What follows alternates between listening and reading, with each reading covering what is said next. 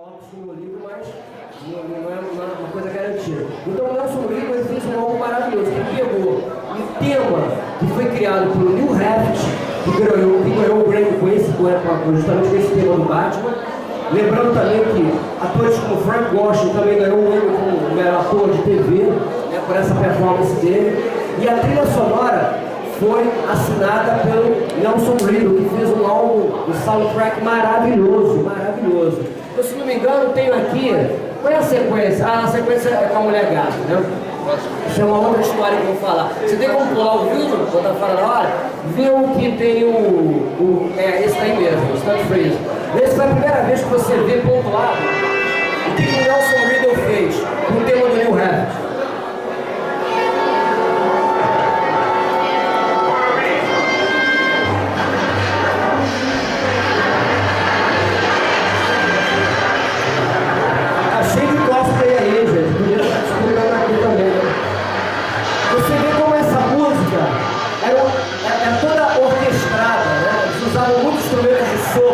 Isso que o maestro fez a partir do tema principal do Neil Raft. Se vocês repararem bem, vocês estão ouvindo o tema original, só que é com outra derivação, né? Isso para contar o quê? Cenas de luta.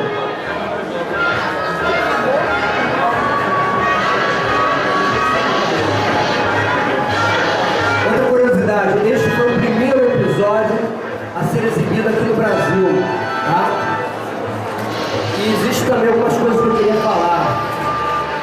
Quando a gente lança um livro, a gente fica, obviamente, a gente se expõe, né? Eu como poeta, eu lanço um livro de poesia, as pessoas, uns vão gostar, outros não, uma poesia ou outra vai tocar mais o leitor. Da mesma forma, como um livro de pesquisa, abre-se um leque de discussão. Muitas pessoas falam, olha, eu concordei com você ali, mas aí não, ali você errou. Isso aqui que é gostoso em qualquer pesquisador. E eu queria deixar aqui claro que houve um pesquisador que eu respeito muito, que é o Edson Rodrigues, que ele ajudou muito a Fernanda Forquim na TV Séries, que ele discutiu comigo de forma construtiva, claro, né, a respeito das dublagens, da dublagem brasileira, né, de modo geral. Então eu disse para ele, eu só posso colocar uma reminiscência do autor, porque eu me lembro de, né, eu criança, tal, mas não é um fato. O jornalismo precisa ser de fato, de notícia, né? É aquilo que está registrado.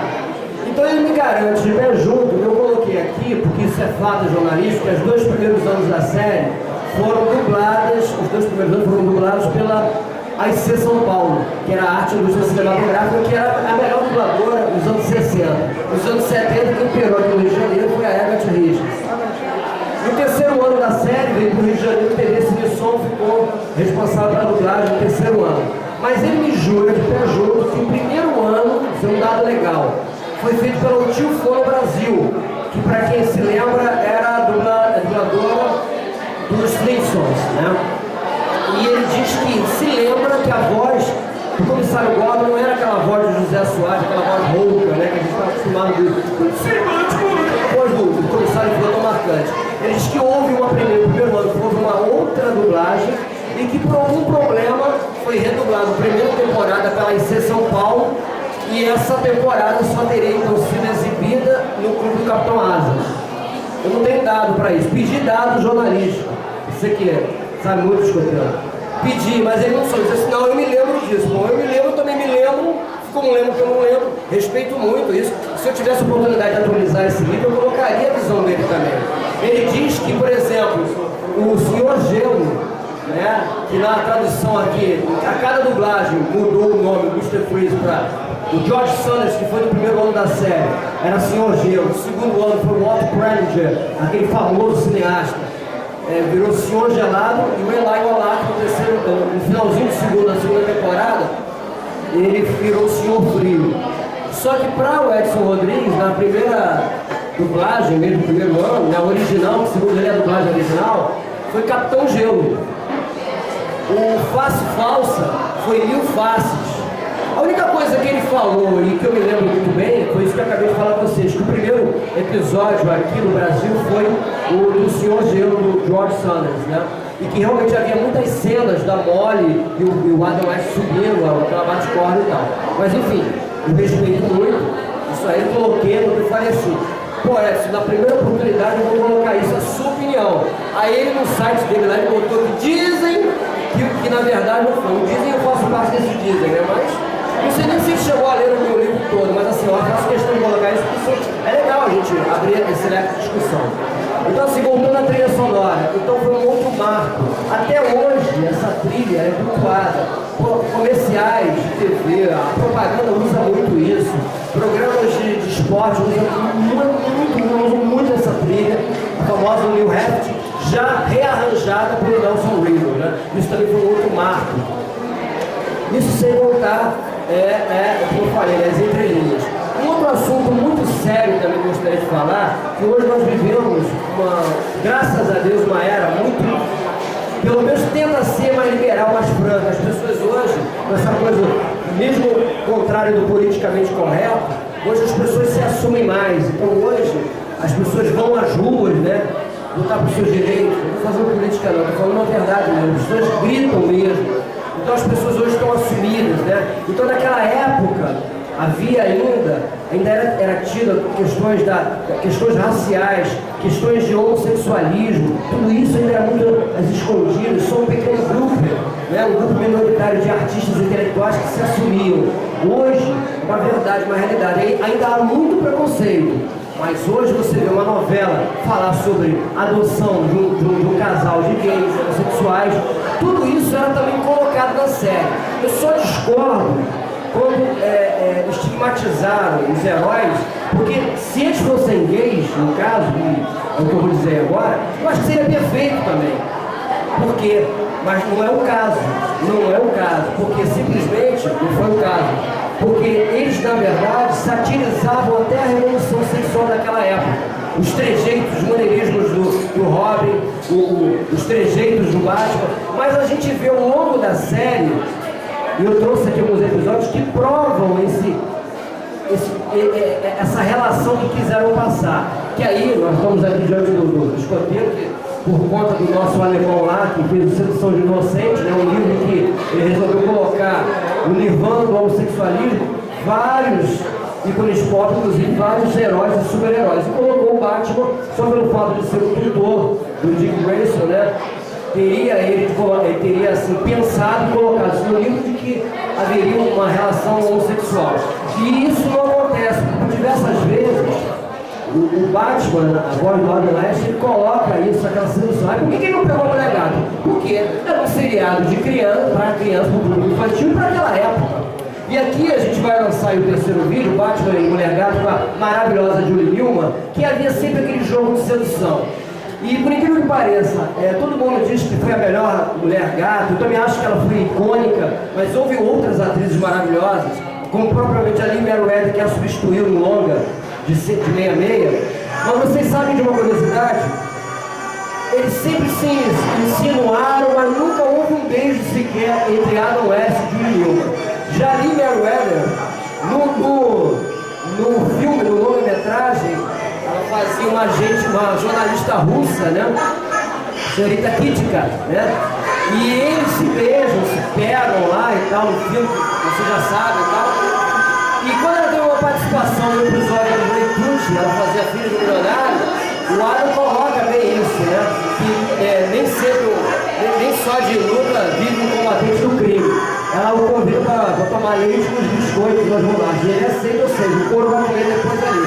Então são provas cabais de que não havia essa forçação que a mídia quis passar na época e tal. Agora, defendia o liberalismo sim, porque precisava de um herói que representasse a juventude daquela época. Né?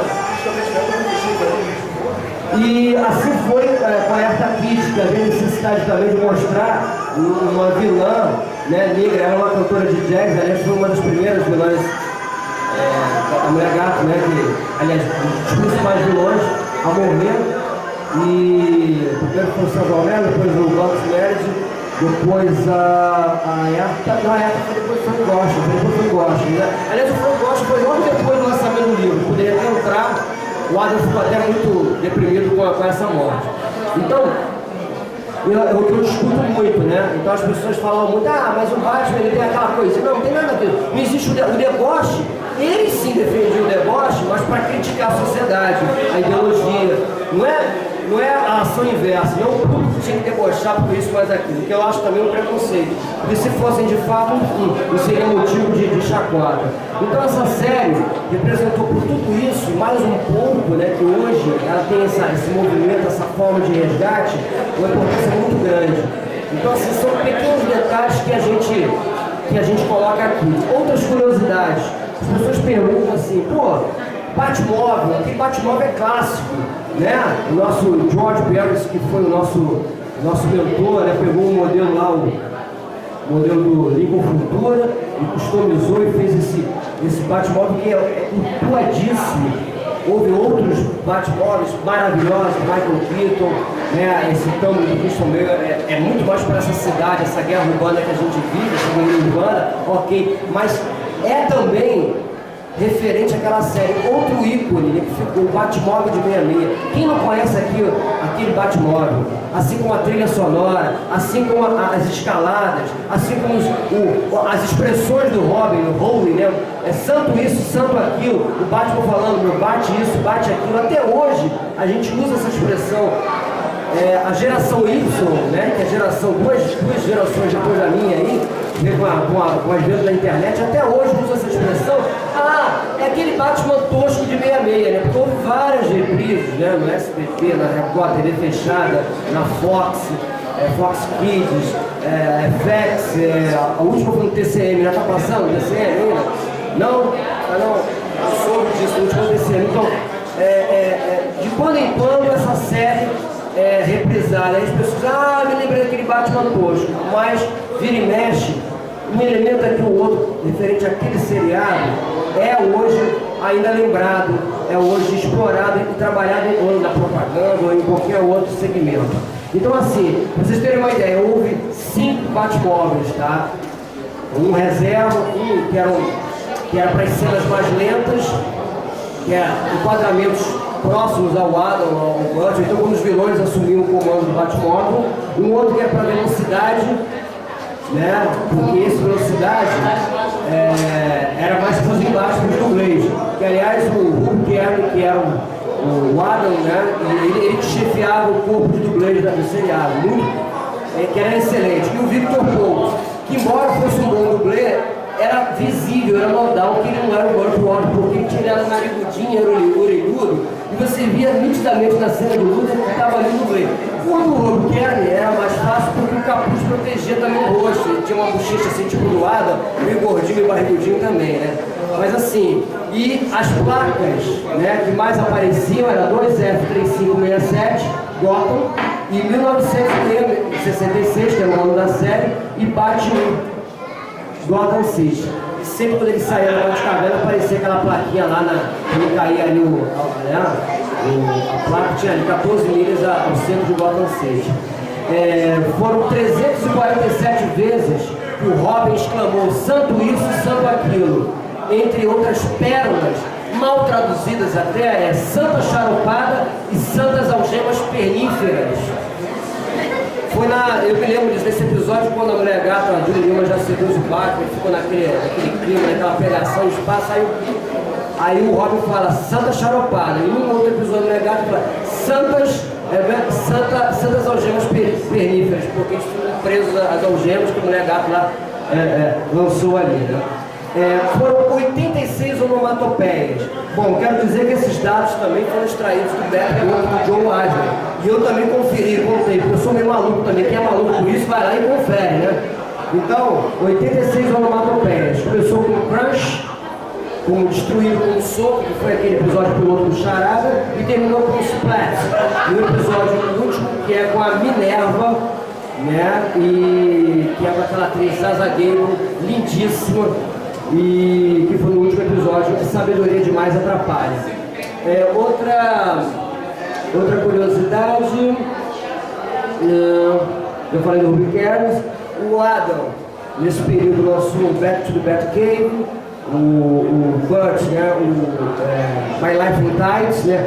No primeiro momento é uma relação dos dois até hoje, aliás, o escoteiro teve a oportunidade de tirar foto com ele, né, tem que encostar nele aí e tal, tirar uma foto com ele lá no New York Comic Con, né, foi no ano passado isso, né, estavam os dois juntos, mas até hoje os dois têm aquela briga de gato e rato. Às vezes eles se aproximam para um aspecto mais comercial, num evento como esse, mas vira e mexe, um fala do outro, e foram até bons companheiros fora do set de filmagem, porque eles participaram de várias aventuras, eu diria aventuras até muito pessoais, aventuras amorosas com fãs e tudo, e eles resolveram colocar isso nos livros. Yvonne Craig também teve o livro dela também, e houve também o Retorno à Batcaverna, que foi um telefilme que contou um pouco, né, dessas aventuras e desaventuras de Adam e Burt. O Frank Gorshin participou e a Lee Meriwether também, né? E esse telefilme, às vezes, quando é reprisado também. Isso já foi telecine, né? E tenta ser engraçado, mas é muito mais saudosista do que engraçado, né? Aliás, o Adam repete a cena do Lattuze também. Então falta quantos vídeos aí? Um só, né? E é isso que é para terminar aqui a palestra. Então assim, então vira e mexe, você tem um registro do que foi, do que representou aquele seriado. Nós temos amigos argentinos lá, o Walter Amado, né? Que tinha a Batmania, Bat-Esquadrón também, que ele tinha um trabalho, ele conheceu o Adam também, que esteve lá em Buenos Aires. Ele tirou várias fotos, vários registros fotográficos com o Adam. E inclusive com crédito de algumas fotos também, de alguns fotógrafos que eu não tinha na época que eu lancei meu livro. Se tivesse essa atualização, eu certamente colocaria os créditos, eu coloco isso no estudo jornalístico.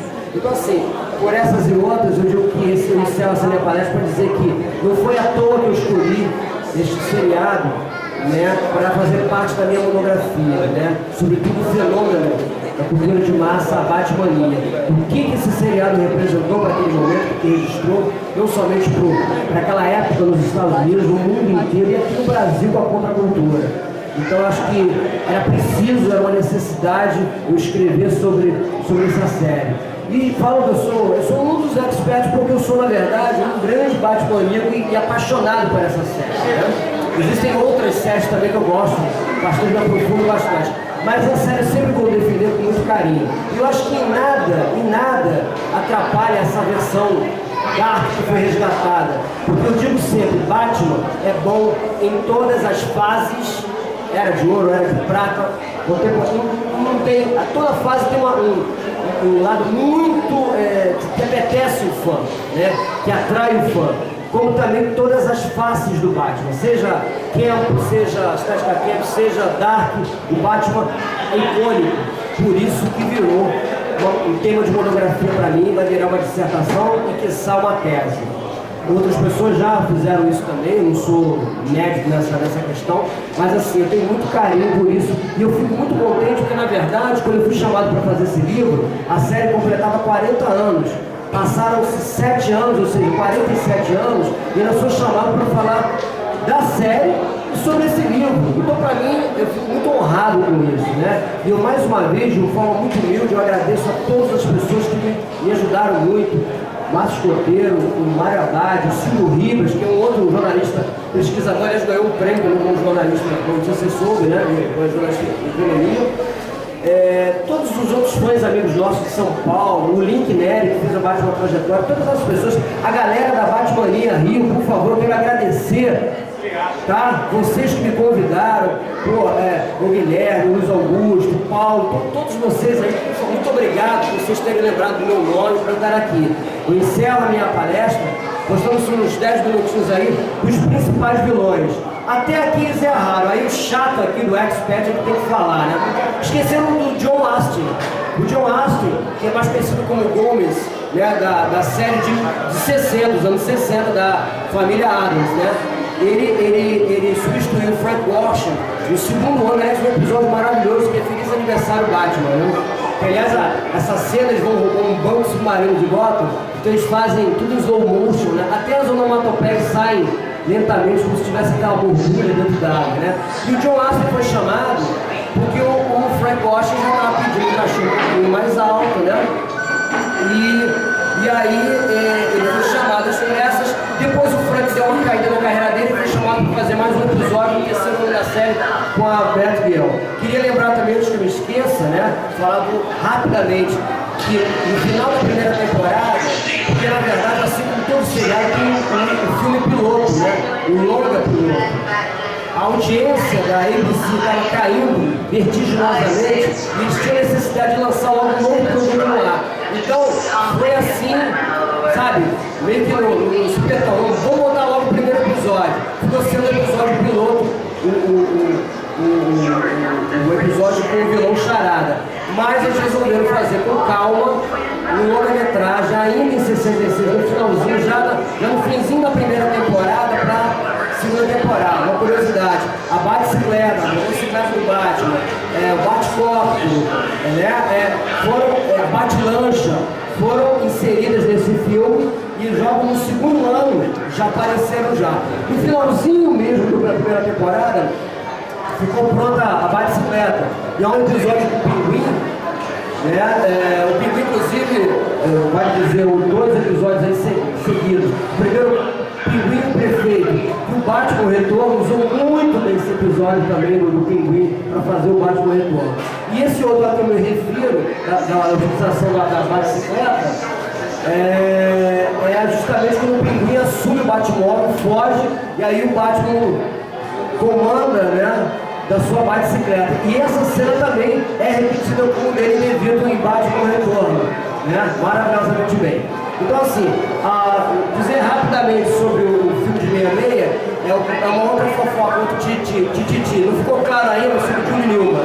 A minha impressão é o seguinte, ela tinha realmente assumido outros compromissos profissionais, ela estava rodando o filme com Gregory Peck e Omar Sharif, Ouro de Maquena, em 69. Mas o filme é de 66, o filme foi exibido em 69. Hoje você faz um filme longa em 5 semanas, mas naquela época demorava meses, né, para você fazer um filme. Meses e anos, né? Então ela já tinha sido chamada e ela tinha realmente problemas de coluna, então ela se afastou por um período e depois, segundo ela, os produtores acharam que ela estava estrelando demais, ela fazia umas pontas aqui e ali, ela chegou a aparecer em alguns episódios no segundo ano, mas no terceiro ano descartaram em definitivo e chamaram a Erika Kitt, a cantora de jazz. Então, assim, só uma curiosidade sobre esse filme, foram 6 semanas de filmagem no Pier de Santa Bárbara, né, como uma das locações. Eles faziam também no final uma sátira às organizações das Nações Unidas, aquela coisa de materializar, né, e tal, fazer uma sátira na nariz do Pernambuco isso também. E no Brasil esse longa-metragem ficou a cargo da Peri Filmes, né?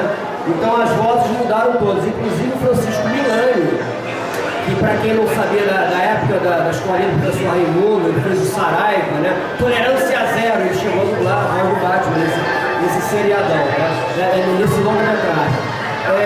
Uma coisa também importante, poxa, eu encontro essa série em DVD, né, em Blu-ray, existe uma rixa, porque o Warner comprou os direitos, mas nessa época era a 20th Century Fox com a ABC que produziram essa série. Então, até hoje estão com esse embate judicial, mas já estou sabendo que está chegando ao fim. Tanto é que o licenciamento já está saindo muito, uma série de brinquedos, né? Então eu acredito que está chegando bem perto desse acordo. Tomara que ainda este ano a gente possa ter um box com essa série legendada, dublada e comentada pelo Adam Burke. O Adam, gente, fará 85 anos este ano, no dia 19 de setembro. E está bem velhinho, né? Os escuteiros que eu digo aí. Então vamos aproveitar o homem vivo aí, para ele que está dublando, né, ainda, né, está nativo ainda, aproveitar para ele lembrar tudo isso que ele escreveu sobre a série. E esses são os vilões, né? Aparece os vilões, é aquele último vídeo, né, que eu falava. Então eu encerro aqui com os vilões aqui, só falta o John Astin, como eu falei, que substituiu o Frank Gorshin num episódio apenas. No mais, esse desfile de astros hollywoodianos, né?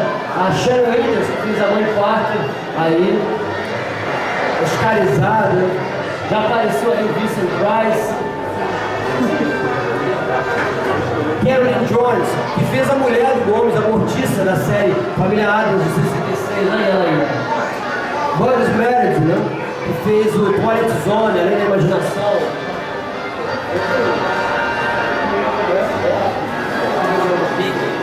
Enfim, eu quero agradecer então mais uma vez a organização do evento, do Super Hero Con. Obrigado pela paciência de vocês aqui que me ouviram.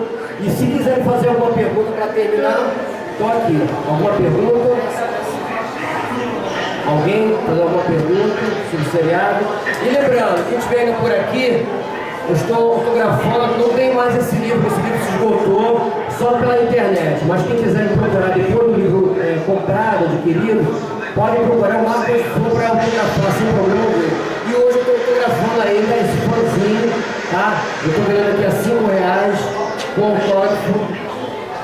E quem estiver interessado, só me procurar aqui. Muito obrigado aí pela força de vocês, tá?